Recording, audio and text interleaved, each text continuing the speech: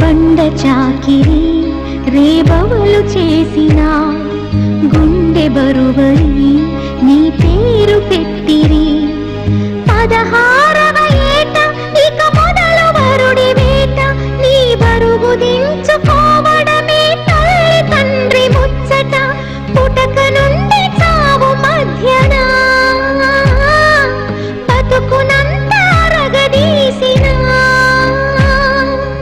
ఏ జీతము ఏ సెలవు ఎరుగని ఒక దాసిడి ఆడకూతురా నీకు అడుగడుగున వందనం